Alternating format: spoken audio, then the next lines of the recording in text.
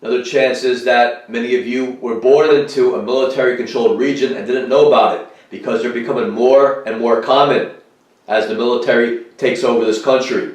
Real simply, all these huge corporations, all these Home Depots that have replaced all the little hardware stores, it's real easy to have all their people at whatever Home Depot is in the area. So if you have a Costco, you have a Home Depot, and you have a series of gas stations in a town, you pretty much got a military-controlled region right there. Because they could choose not to hire any of the locals and then bring in their military people who will rent a small apartment or be given a small apartment in the area. And you've all heard about the drills where the military moves into an area and replaces the law enforcement and the churches.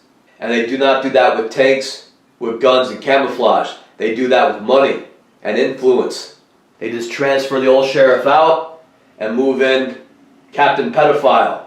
And he'll make sure if anybody calls the police and complains about anything going wrong, Captain Pedophile will make sure that no justice will ever be served. So when I first moved into this house in New Hampshire, it's a small house. It was kind of old in that it needed a lot of work done. And we decided to put in a new bathroom, put in a new electrical system because some of the wiring was not even grounded. So we hired a contractor. He turned out to be an electrical contractor. And we hired a carpenter, and they knew each other. And they also knew the plumber. I think they all, surprise, surprise, referred each other. So when you have guys like this in your house, many people will be like, I need to get out of their way. I can't be a nuisance. I'm just going to stay out of their way and trust everything will be okay. You can't do that. You cannot do that. If I were you, I would go into the same room they are working and bring in a book, bring in your own work, do something else in that room. And do not ever apologize if you may seem annoying or have to be in the same room. Because what these people will do is go around and do things that are disgusting, and they will do things that are illegal, and they will do things to create huge problems for you. So you must go into the same room they are working and make it known that you're not some idiot that's going to walk away from them and let them do whatever they want. And for one, you can see what they're doing so you can get to know your house better. You can even ask questions what they're doing so that you'll know yourself, because it's always good to get to know all the things in your house, like your furnace and your water heater and your fuse box and your electrical system and your plumbing system. You need to get to know that, because you cannot rely on these people that make it a point to make your life miserable. So the more that you get to know and do on your own, the more you become independent and the less games they can play on you. So just be real friendly about it.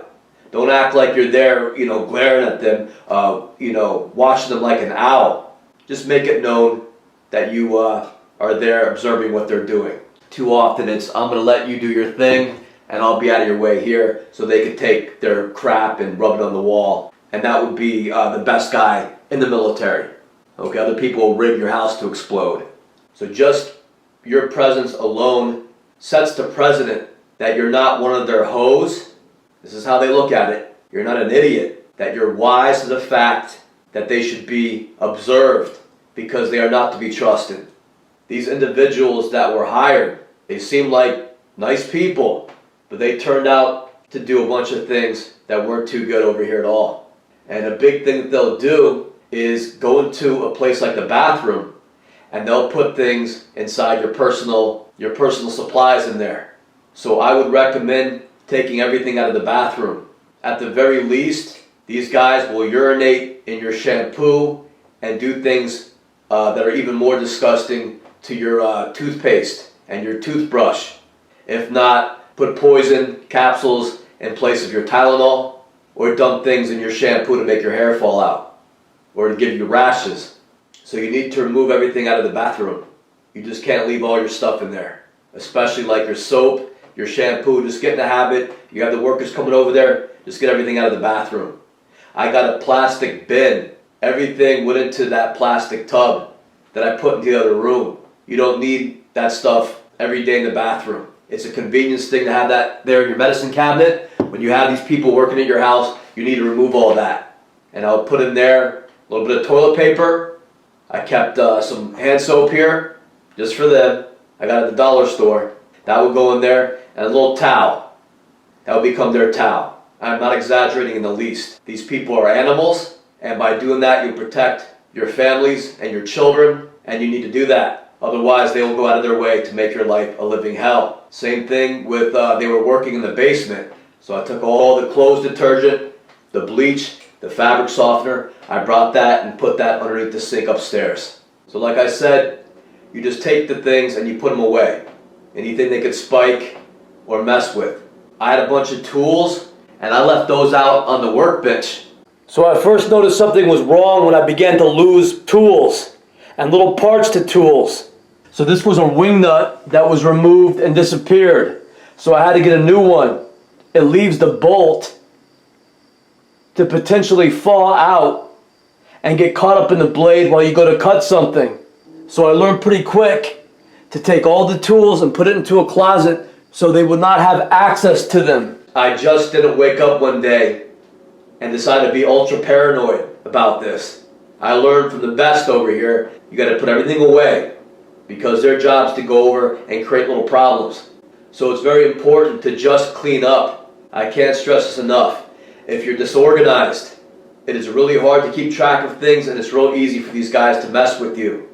You keep everything off the counter space, everything put away. It's real hard to walk by and pour something in something or mess with something if everything's away. Because then they have to go look for it or open up a cabinet, take it out, mess with it, put it back in the cabinet and do their little job they're paid to do. It's just too much for most of them and they won't try it. At least they won't try it as much. So if you just clean up before they get here, everything's away, nothing's left out, everything in the bathroom is basically taken out, your towels, everything.